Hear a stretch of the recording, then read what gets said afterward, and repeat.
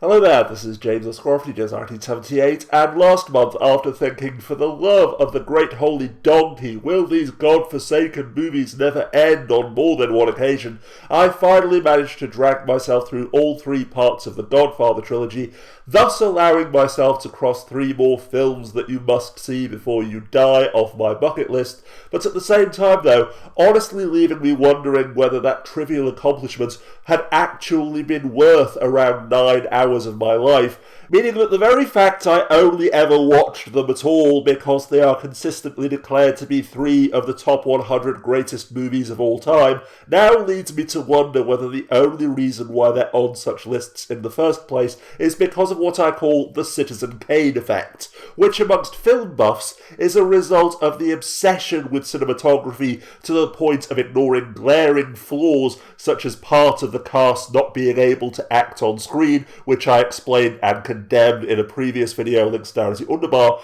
and amongst ordinary viewers, for lack of a better term, a variation on The Emperor's New Clothes, in which a film has been so lauded in previous decades by previous generations that people have already been convinced that it's an unrivaled masterpiece before they ever even press play, and therefore, rather than ever admit to feeling disappointed or going against the common consensus, they are willing to forgive almost anything, blame themselves for not being mature or sophisticated enough to understand the director's vision or genius, and declare it to be an acquired taste rather than risk popping the delusional bubble and evoking the wrath of the fanboys. Speaking of which, bearing in mind that this is the internet, the place where the only two possibilities are that either you're a fanboy or you're a hater, and either way you deserve to be crucified, it's probably a waste of time for me to bother pointing out that I don't actually hate any of the films in question,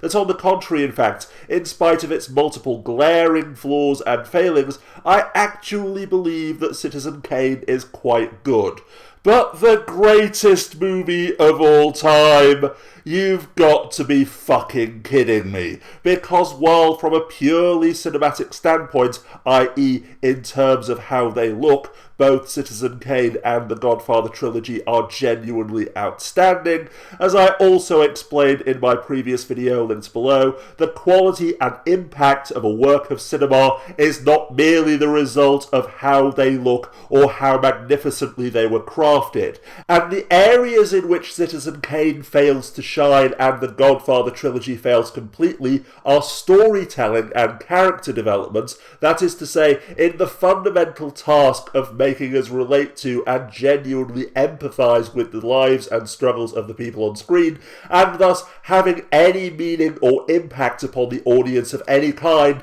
beyond here's some sad stuff that happened to a fictional character. Because leaving aside the comparisons with Citizen Kane and sticking with the Godfather movies specifically, because after all they're the subject of this video, while they aren't actually direct adaptations of Mario Puzo's novel, all three films made one of the two mutually exclusive fundamental mistakes that every director aside from Stanley Kubrick has ever made when adapting a novel, since only Stanley Kubrick, in my ever so humble opinion, was able to embrace the obvious but still widely ignored truth that novels and cinema are two entirely different forms of art, and that therefore the goal of a movie adaptation can only ever be to capture the essence and meaning of the novel, reflecting it rather than copying it scene for scene. As I say though, Kubrick was the only director of whom I'm aware who ever fully embraced and internalised,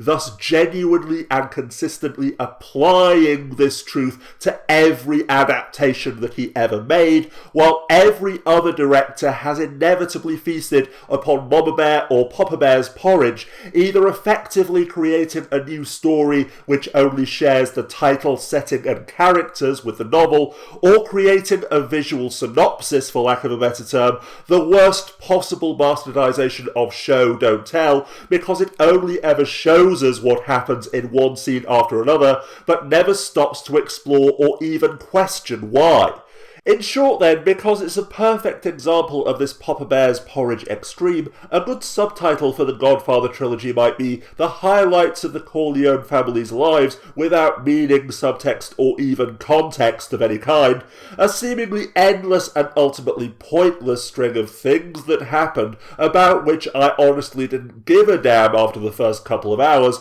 because the films were too busy cramming in one event after another into approximately 9 hours to ever really delve into who any of these people actually were, or why anyone watching should give a damn. To begin at the beginning, in fact, the entire point of the first film in particular is supposed to be that Michael Corleone has spent his entire life struggling to avoid ever having anything to do with the family business, but that circumstances force him to not only become a part of it, but to become the godfather of the title. However, if I hadn't known that going in, then there's a good chance that I might have missed it entirely, because not once during the 3-hour runtime or thereabouts did we ever really see Michael struggling against his conscience. For example, the gaping chasm in the first movie, which perfectly demonstrates the total failure of the Godfather trilogy as a whole, at least as far as I'm concerned, is that while hiding out in Sicily after murdering the men who had attempted to assassinate his father and were planning to do so again,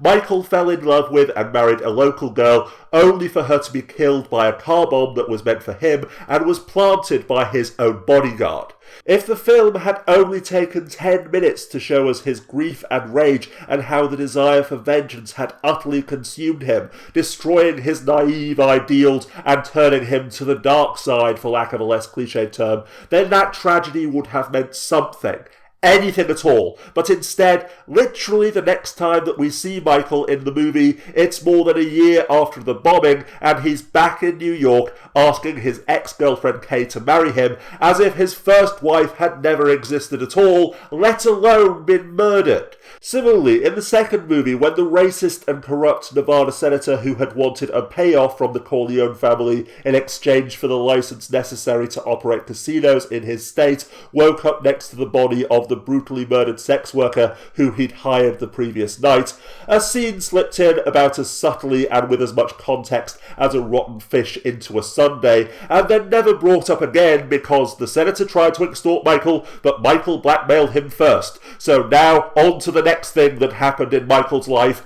As before, the only reason I knew for certain that yes, this was a frame-up, that he hadn't actually killed her, and instead the plan was to make the senator believe that he had murdered her so that the Corleone family would own him, was that I had been told that this was the case before I ever saw the movie, and more importantly that I've seen dozens of films and TV shows which reference this scene, along with every mafia, crime and or family dynasty movie or TV show made since the Godfather trilogy, which builds upon the foundation that it laid. Which now brings me on to what I suggested before when I mentioned films being lauded by past generations, because although I may have been more impressed by the trilogy if I'd seen it 20 years ago, the fact that at least 2 generations of movies and TV series trace their roots back to The Godfather, with even Breaking Bad being a reworking of the same fundamental story of a supposedly good man being sucked ever deeper into a life of crime and destroying his family sin by sin,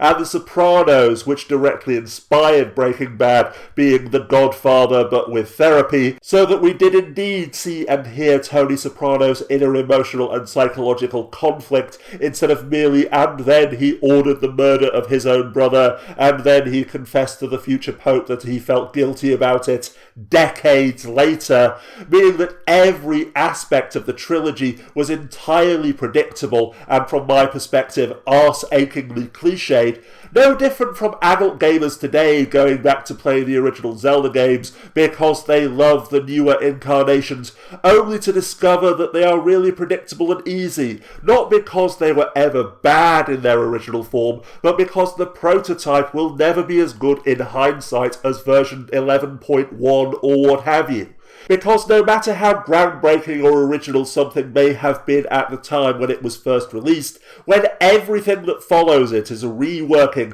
reimagining, or deliberate attempt to move away from it, with every aspect in which it originally failed to shine being redone by later generations, it is inevitable that it will become obsolete. And at the risk of enraging the fans who genuinely believe that this is the greatest movie trilogy ever made, or at the very least in the top 3 along with the original Star Wars trilogy and Lord of the Rings, the Godfather movies were a product of their time that have long since been supplanted and surpassed. So just as most people wouldn't go back and play Pong or watch The Jazz Singer solely because they were the first, the only real reasons to watch the Godfather trilogy, if like me you've already seen movies such as Goodfellas and Casino, are that either you're a student, either literally or metaphorically, who is curious to see how it all began and how much the genre has developed since the beginning, or like me, you have an irrational fear of not ticking off boxes and completing arbitrary lists.